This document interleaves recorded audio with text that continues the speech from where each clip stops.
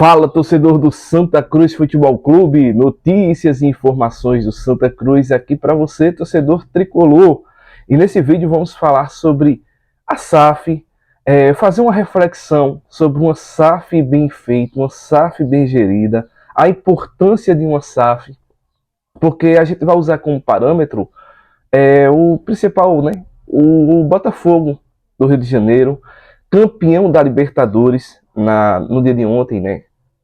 Vencendo aí a equipe do Atlético Mineiro por 3-1.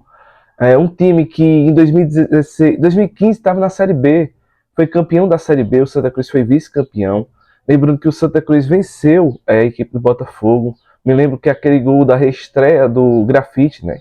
Então a gente vai estar falando sobre esse tema aqui. Eu peço que o torcedor deixe aquele like, torcedor. Estou sentindo falta de vocês deixarem aquele like. Se inscreve no canal, ativa o sino, compartilha esse vídeo, galera. Compartilha esse vídeo para que mais pessoas tenham acesso, tá bom? Então vamos falar sobre a situação do Botafogo e a do Santa Cruz. Vamos lá. Do céu ao inferno, né? Literalmente. O Botafogo, em 2015, estava na Série B, foi campeão. Me lembro que o Grafite fez sua reestreia, fez aquele gol de cabeça dentro do estádio do Arruda. O Santa Cruz subiu como vice-campeão. 2016 o Santa Cruz jogou com o Botafogo também, no Campeonato Brasileiro da Série A, também chegou a vencer jogos. É importante, né? Então você vê que o Santa Cruz naquele ano caiu e de lá foi só queda, queda, queda. O Botafogo, em 2020, volta a cair e jogar a Série B. E o que é que acontece? Ainda era um time desestruturado, um time sem muita organização financeira, um time que era aquele modelo associativo. E o que é que acontece? 2021, o Botafogo volta para a Série A, né? Foi campeão da Série B mais uma vez e volta para a Série A. E aí o John Textor, né? Que ele é o dono do Leão da França e também comprou o Botafogo por 400 milhões, né, na época. E o que é que acontece? O Botafogo vai se reestruturando. O Botafogo, em 2022, termina o campeonato em 11º lugar. Ou seja, já brigando ali por uma Sul-Americana, né? Como eu digo, o início de uma SAF não é fácil. Você vai ali captando recursos, tal.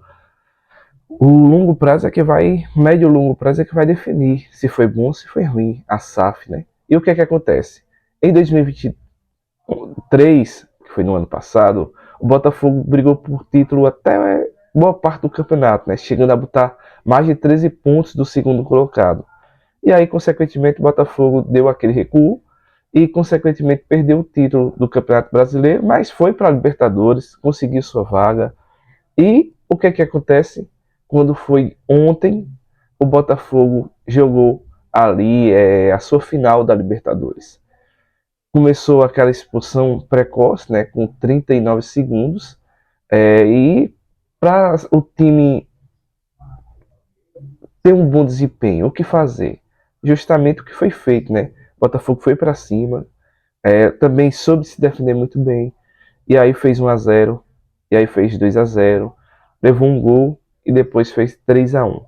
E o que é que acontece? O Botafogo se sagra campeão. E vamos agora, paralelamente, falar sobre o Santa Cruz. Tanto se fala no modelo de SAF, tanto se fala de uma SAF bem gerida. E por que essa demora da SAF, né?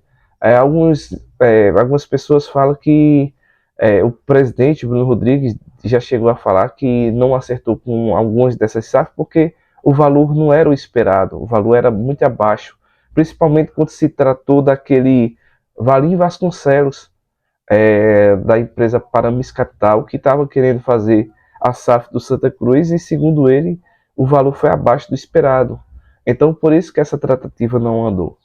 Segundo o presidente Bruno Rodrigues, né, no programa Léo Medrado e Traíras. E o que é que acontece, torcedor? A gente fica olhando, percebendo que parece que nunca chega essa SAF do Santa Cruz. E o Santa Cruz volta a jogar agora em 2025, né? Vai ter Campeonato Pernambucano, a seletiva da Copa do Nordeste, também vai ter o Brasileiro da Série D, que é o seu principal objetivo.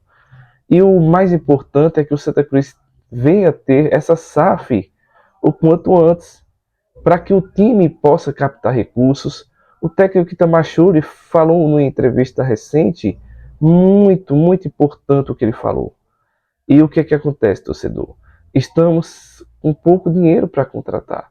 E a gente queria trazer o jogador A, que é um jogador bom, um jogador que poderia vir para agregar, mas só que o outro time paga mais.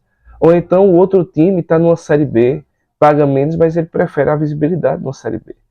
E o que é que eu faço? Falo, se o time tem uma SAF bem estruturada, bem organizada, tem dinheiro para pagar, vamos dizer que o jogador cobra 50 mil, certo? Vou dar um exemplo, um atacante, centroavante ali.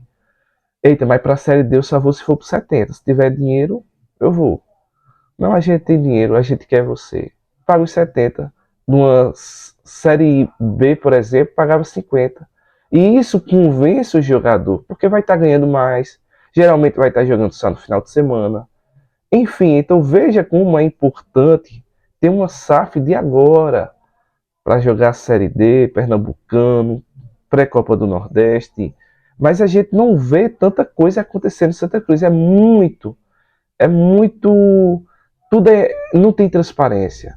Se o Santa Cruz vem no jogador, a gente não sabe por qual valor ele saiu do Santa Cruz.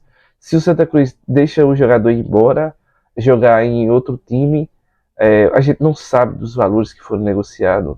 Isso é muito estranho, isso é muito desafiador para o torcedor que tanto quer transparência, que tanto quer saber das informações do seu clube. E veja o exemplo do Botafogo. Eu vou estar trazendo outros exemplos também aqui. Veja o exemplo do Cruzeiro. O Cruzeiro brigando para não cair o tempo todo. Teve um momento que brigou para não cair até para a Série C. Mas aí o Ronaldo comprou a SAF. O Cruzeiro já foi campeão estadual. O Cruzeiro, como é que se diz? Tá ali brigando para a Sul-Americana. Foi vice-campeão da Sul-Americana esse ano. Então é um time que vai se organizando, né? É um time que está ali brigando por título. Por quê? A importância de uma SAF bem implementada, que hoje agora já é outra pessoa que está cuidando. Então veja como é importante a SAF para esses times que estão sem condições financeiras ideais. Para o Santa Cruz, principalmente. Então é muito importante que o torcedor vá a esses jogos de amistosos, caso seja aberto ao público, e na minha opinião, deveriam levar faixas. Queremos a SAF. Cobrar nas arquibancadas sobre a SAF. Pacificamente, nada de briga, de confusão, contenda. Eu acho que o caminho não é por aí. Mas sim cobrar dos seus representantes, que podem sim. É isso. O Santa Cruz é muito grande. O Santa Cruz é um gigante.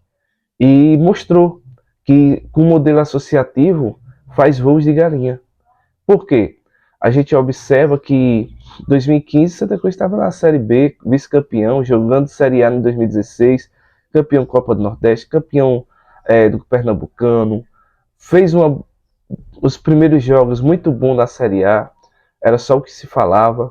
Depois aquela queda drástica de Série B, Série C, Série D, sem divisão, e voltando agora para a Série D. Então Santa Cruz precisa ter um modelo de SAF muito bem elaborado, muito bem planejado, porque clubes feitos esses que eu mencionei, o Botafogo, o próprio Cruzeiro, pode ser parâmetro para o Santa Cruz. O Santa Cruz é um time muito grande, que merece, o torcedor merece. Não hoje no feirão de sócio, para estar captando sócio. O sócio vai vir como consequência dos resultados apresentados dentro de campo. E se ele tiver uma SAF que vê os investidores aportando ali no clube, tendo estrutura, se planejando para um CT melhor, ou requalificar aquele CT, ampliá-lo, aí sim o torcedor vai dizer, opa, vale a pena. Vale a pena ser sócio desse clube. Mas só para pedir, porque não, ser um sócio, a gente não chega, fica difícil. Então, a Portuguesa é uma SAF e está na quarta divisão. Ah, mas ninguém compra um clube numa quarta divisão. E a Portuguesa está onde? Hein? É um caso a se pensar aí, torcedor. É um caso a se pensar. A Portuguesa tem mais torcida do que o Santa? Então, mas tem um patrimônio muito top e tal. E por que não bota o Arruda na negociação também? Né? É um caso que a se pensar. Eu penso assim, né? Quanto o que for melhor para o clube, eu acho muito importante, né? Lembrando que vai ter que passar por conselho, por sócio, se realmente acontecer essa SAF, que até hoje é uma dúvida para muitos. Então, torcedor, esse foi o relato do vídeo de hoje. Eu acho bem importante você compartilhar para que mais pessoas possam ter acesso. Se você concorda comigo, beleza. Se você discorda, comente também, seja respeitoso. É muito importante a gente bater esse diálogo, a gente bater nessa tecla, tá bom, torcedor? Fica na paz, fica com Deus. Um forte abraço e até o próximo vídeo. Tamo junto.